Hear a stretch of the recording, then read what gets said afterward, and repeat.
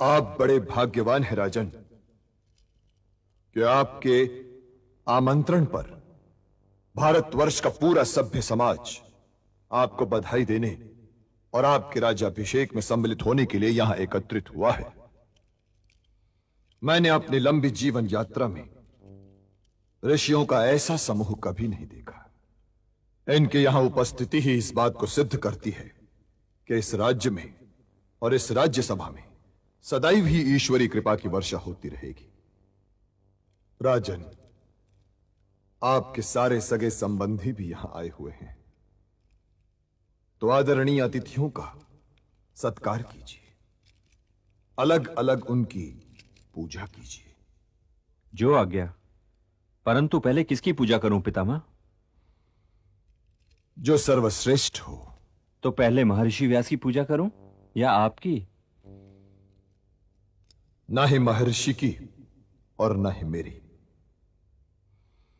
आज आप धर्म के प्रतिबिंब है राजन। आपकी आंखों को तो यह देख लेना चाहिए था कि इस सभा में ही नहीं पूरे त्रिलोक में ही यदुवंश शिरोमणि वासुदेव श्री कृष्ण के अतिरिक्त किसी और की अग्र पूजा हो ही नहीं सकती। और मैं ये इसलिए नहीं कह रहा हूं कि यह मुझे प्रिय है, यह मैं इसलिए भी नहीं कह रहा हूं कि मैं इनका भक्त हूं। क्या आप ये नहीं देख रहे कि भारतवर्ष के इन जगमगाते मुक्तों के बीच में ये ऐसे प्रतीत हो रहे हैं मानो तारों के झुरमुट में चंद्रमा हो। और जब चंद्रमा के दर्शन हो रहे हो तो तारों की ओर कौन देखता है?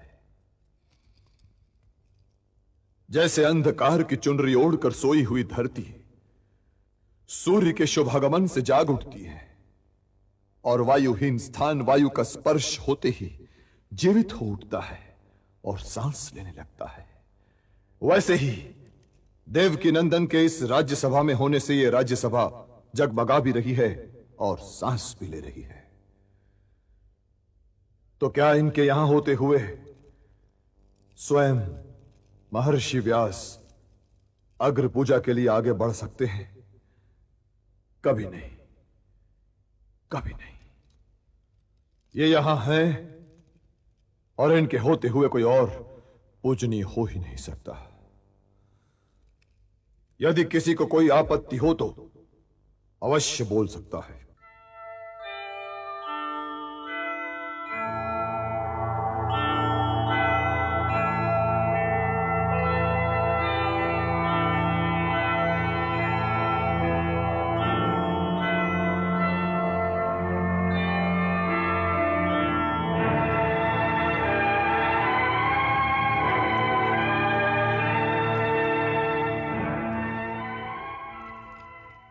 अपना स्थान ग्रहण कीजिए देवकी नंदन, आइए।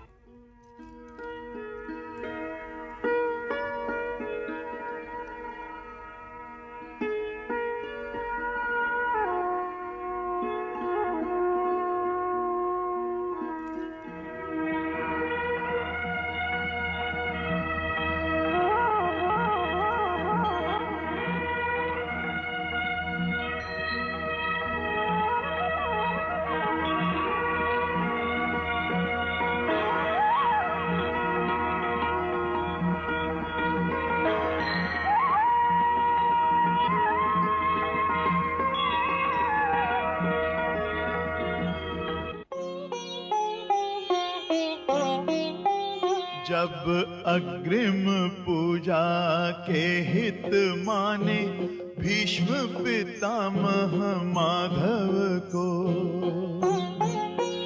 जब अग्रिम पूजा के हित माने भीष्म पितामह माधव को, सब धन्य कहें सब धन्य हुए अरु धन्य करें मानव भव को।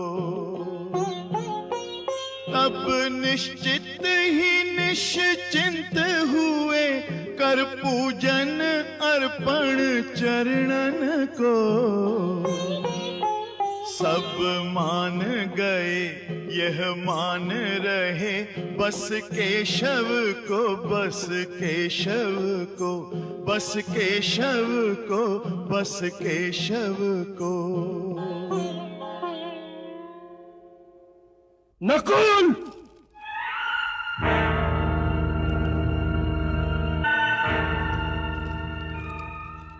ये तुम किसकी अग्र पूजा कर रहे हो? प्रिय शिशुपाल, तुम चुप रहो। और तुम ये भी मत समझना कि ये राजे महाराजे, ये महारथियों का पूरा समुदाय तुमसे डर कर तुम्हारे राजसूय यज्ञ में आया हुआ है। अरे हम तो ये सोच कर आए थे कि धर्म का अर्थ तुम हम सबसे अधिक जानते हो, इसलिए तुम्हें सम्राट बन जाने दें। परंतु तुमने इस ग्वाली की अग्र पूजा करके सारे राज समाज को अपमानित किया है। शिशुपाल! शिशुपाल! यदि एक शब्द भी मुझे निकाला तो जान से मार डालूंगा। हाँ? भीम, अर्जुन, ये क्या अनुज? शिशुपाल हमारे अतिथि हैं। महाराज ठीक कह रहे हैं भीम भैया। प्रिय अर्जुन, अतिथेय की मर्यादा का उल्लंघन न करो। तुम बोलते रहो शिशुपाल, क्योंकि ये तुम्हारे ही बोलने का दिन है। अरे बोलूंगा क्यों नहीं? क्या मैं तुझसे डरता हूं? अरे मैं तो ये भी नहीं मानता कि तू मेरे मामा वसुदेव का पुत्र है, और तुझको तो ये स्थान ग्रहण करने का अधिकार ही नहीं है, क्योंकि ये स्थान या तो महर्षि व्यास ग्रहण करें या हस्तिनापुर नरेश धृतराष्ट्र। स्वर्गीय महाराज कंस के दास नंद के पुत्र का मुख्य अतिथि के स्थान पर बैठना सारे राज समाज का घोर अपमान है। शिशुपाल!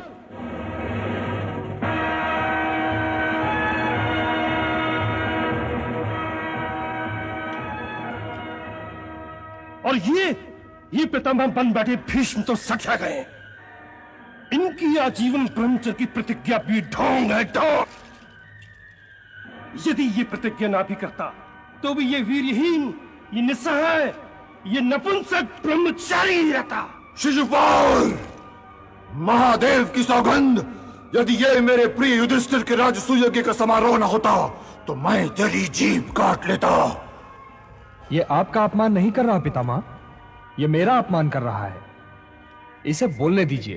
अरे मुझे बोलने के लिए तेरी आज्ञा नहीं चाहिए, समझा? इस नपुंसक ने प्रस्ताव रखा और शापित पांडवों के पुत्रों ने झट से उसे स्वीकार भी कर लिया, और ये उचक्का उस स्थान पर बैठ गया जहां बैठने का साहस कोई भी दास पुत्र नहीं कर सकता। क्या ये द्रुपद से बढ़कर तुम्हारा हितैषी है? क्या द्रोणाचार्य और कृपाचार्य से बड़ा आचार्य है? क्या ये दुर्योधन अश्वत्थामा और कर्ण से बड़ा योद्धा है? नहीं, न ये ऋतुज है, न राजा और न आचार्य। तो फिर नंद गांव की गायों का दूध दोहने वाले इस ग्वाली को किस दृष्टि से तुमने पूजा की योग्य मान लिया? आप सुन रही है ना बुआ? अब मैं क्या करूं? शिशुपाल! यदि तो आप भी चुप न हुआ तो तेरी जीभ खींच लूंगा। इसे बोलने दीजिए दाऊ। आप भूल गए कि मैंने बुआ को क्या वचन दे रखा है? 100 अपराधों तक मैं इसे अवश्य क्षमा करूंगा। तुम्हें क्षमा करना हो तो अवश्य क्षमा करो, मैं नहीं कर सकता। इसने पितामह भीष्म का अपमान किया है, इसने बुआ कुंती का अपमान किया है, इसने तुम्हारा अपमान किया है, और तुम यहां खड़े मुस्कुरा रहे हो। मुस्कुरा नहीं रहा हूं दाऊ, गिन रहा हूं। यदि तुम्हें और कुछ कहना हो शिशुपाल तो कह डालो, क्योंकि अभी तुम 3 अपराध और कर सकते हो। अरे तू मुझे क्या डराता है रे मायावी? और तू 3 अपमानों की बात करता है?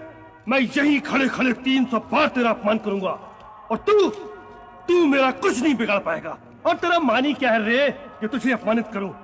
किन ये हुआ 98, तू एक तुच्छ चोर है।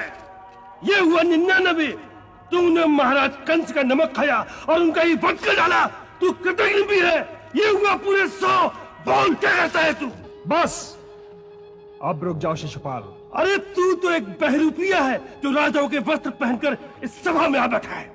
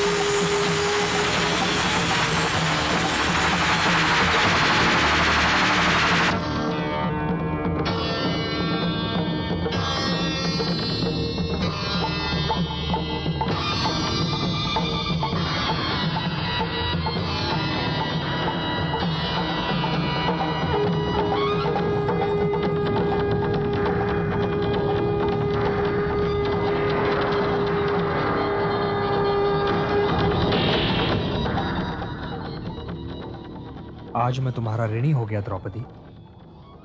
समय आने पर एक एक धागे का ऋण उतारूंगा।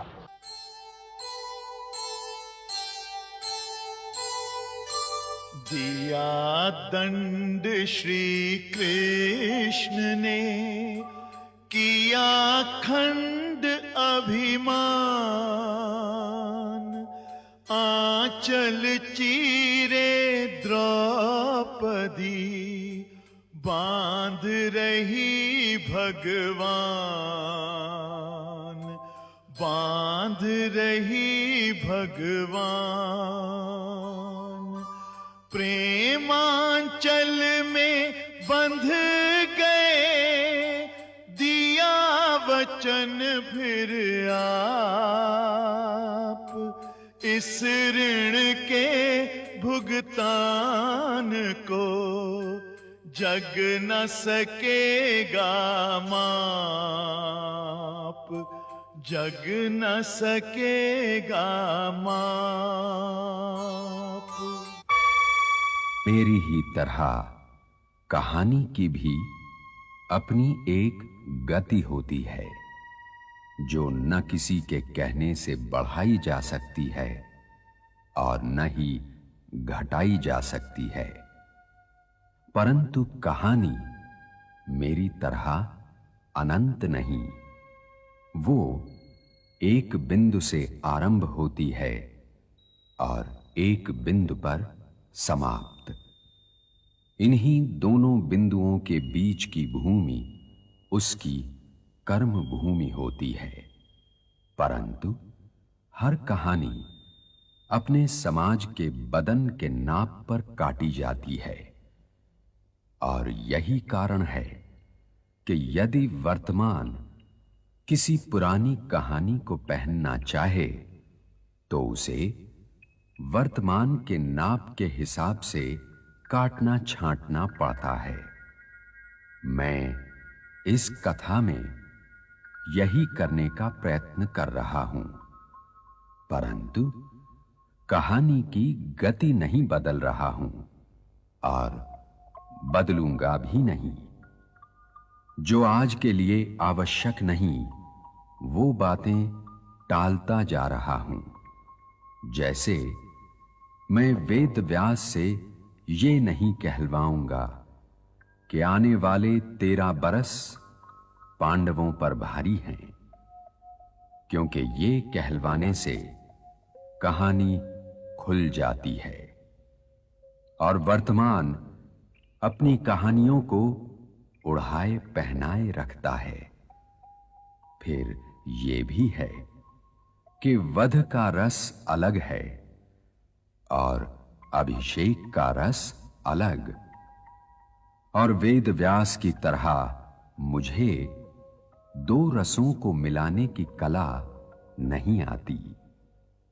इसीलिए मैंने शिशुपाल के वध पर कथन रोक दिया था, और अब मैं आपको फिर उसी सभागृह में ले चल रहा हूं जहां चक्रवर्ती महाराज युधिष्ठिर का अभिषेक बस अब होने ही वाला है। ओम स्वस्ति न इंद्रो वृद्धश्रवाः, स्वस्ति नः पूषा विश्ववेदाः, स्वस्ति नस्तार्क्ष्यो अरिष्टनेमि, स्वस्ति नो बृहस्पतिर्दधातु।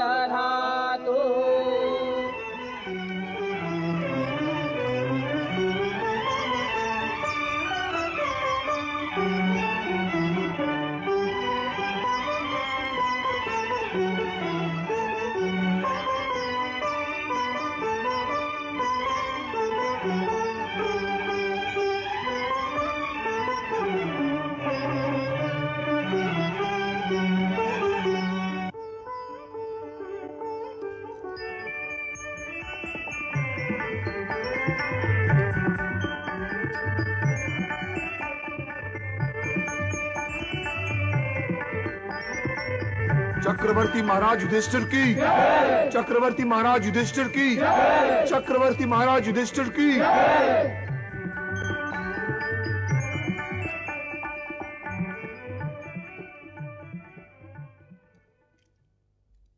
मैं महर्षि व्यास अन्य ऋषियों, ब्राह्मण समुदाय, पितामह भीष्म, ज्येष्ठ पिताश्री हस्तिनापुर नरेश धृतराष्ट्र, गुरु द्रोणाचार्य, कुलगुरु कृपाचार्य, काका श्री विदुर, ज्येष्ठ भ्राता बलराम, अनुजों, उपस्थित महाराजाओं, योद्धाओं, धरती, आकाश और वासुदेव कृष्ण को साक्षी मानकर यह वचन देता हूं कि भरत वंश की मर्यादा का आदर भी करूंगा और उसकी रक्षा भी।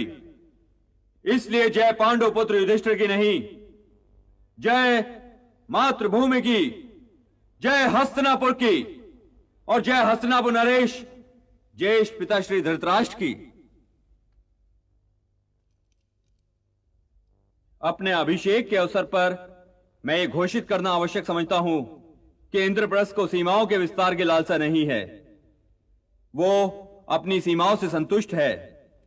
इसलिए किसी छोटे से छोटे राज्य को भी इंद्रप्रस्थ का भय नहीं होना चाहिए। इंद्रप्रस्थ आपकी सीमाओं का अभिलाषी नहीं, उसे आपके स्नेह और मित्रता की अभिलाषा अवश्य है। इसी संदर्भ में मैं घोषित करना चाहता हूं कि शिशुपाल वध का यह परिणाम ना निकाला जाए कि चेदी राज्य इंद्रप्रस्थ राज्य का एक भाग हो गया है। चेदी राज्य एक स्वतंत्र राज्य था और आगे भी एक स्वतंत्र राज्य रहेगा, क्योंकि आज से उस पर शिशुपाल पुत्र महीपाल राज करेगा और उसका राज्य अभिषेक यहीं इंद्रप्रस्थ में होगा। और अनुज पुत्र महीपाल यहां से चेदी नरेश बनकर ही अपने नगर वापस जाएगा।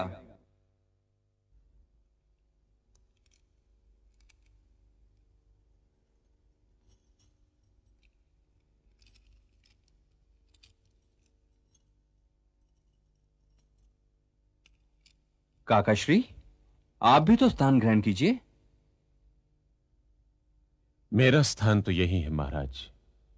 विदुर जो कहता है वो उसे कर लेने दो पुत्र, नहीं तो फिर वो किसी परंतु का बाण चला देगा और उसके उस बाण का तोड़ न मेरे पास है न ही अर्जुन के पास।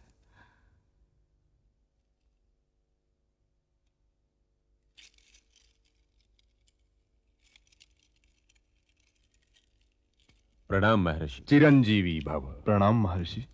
आइए महर्षि, प्रणाम। मैं तो केवल तुम सभी को एक साथ देखकर आनंद का अनुभव करने आ गया था। कोई नहीं जानता तुम सब अब कब, कहां और कैसे वातावरण में एकत्र होगे। आपने ऐसा क्यों कहा विप्रवर? ये न पूछिए गंगा पुत्र।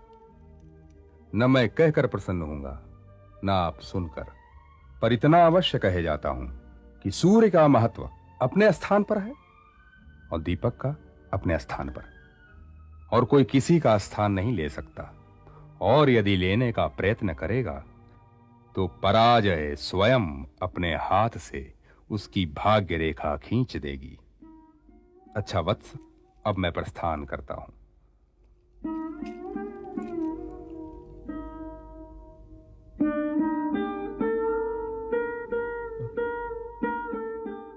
ताश्री, ईश्वर की बात समझ में नहीं आई। साधारण सी बात थी पिताश्री। भला सूर्य और दीपक का अंतर कौन नहीं जानता? यदि मैं कहूं कि मैं नहीं जानता तो क्या तुम मुझे सूर्य और दीपक का अंतर समझाने का कष्ट उठाओगे गांधारी नंदन? इसमें समझना और समझाना क्या है वासुदेव? सूर्य सूर्य है और दीपक दीपक है। और मेरे लिए तो दोनों में से न किसी का कोई अर्थ है और ना ही महत्व। यदि मुझसे कोई पूछे कि प्रकाश क्या है, तो महाविद्वान ताश्री का यह शिष्य इस साधारण से प्रश्न का उत्तर नहीं दे सकता। मैं जो इस त्रिलोक व्यापी अंधकार में लिप्त हूं, स्वयं अंधकार की परिभाषा नहीं जानता। इसलिए ऋषि वाक्य के कथन पर विचार करना चाहिए पुत्र। विचार करना राजा का कर्तव्य है युवराज दुर्योधन।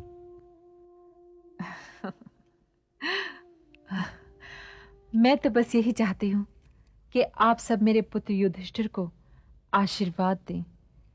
कि भरतवंशीय परंपराओं के अनुसार वो एक अच्छा राजा सिद्ध हो और आने वाले युग उसका नाम आदर सहित ले। पुत्र युधिष्ठिर, सबसे आशीर्वाद लो। जो आ गया माताश्री। मेरी ओर न देखिए बड़े भैया, यह राजसभा नहीं है, परिवार सभा है। यहां सबसे पहले आशीर्वाद पितामह से लीजिए। मुझे आशीर्वाद दीजिए पितामह। आयुष्मान भव। मुझे यह आशीर्वाद दीजिए पितामह कि मैं सदैव हस्तिनापुर को आदरणीय मानता रहूं। ये भी मुझी से मांग लोगे तो अपने ज्येष्ठ पिताश्री से क्या मांगोगे? जाओ, उनके पास जाओ। मुझे आशीर्वाद दीजिए ज्येष्ठ पिताश्री। आयुष्मान भव। तुम किसी का अनादर कर ही नहीं सकते पुत्र, तो फिर ये आशीर्वाद क्यों मांग रहे हो? इंद्रप्रस्थ बसा लेने का अर्थ ये नहीं है पुत्र कि हस्तिनापुर से तुम्हारा नाता ही टूट गया, वो भी तुम्हारा ही है। और साथ ही साथ ये भी कहिए पिताश्री कि इंद्रप्रस्थ भी मेरा ही है।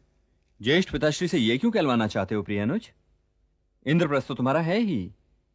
मुझे नीति ज्ञान दीजिए ज्येष्ठ पिताश्री। ये विदुर का क्षेत्र है, ये तो तुम अपने काकाश्री से मांगो पुत्र। हां पुत्र, इस ज्ञान के लिए तो स्वयं मुझे भी बार बार विदुर ही को पुकारना पड़ता है। जो आ गया ज्येष्ठ पिताश्री।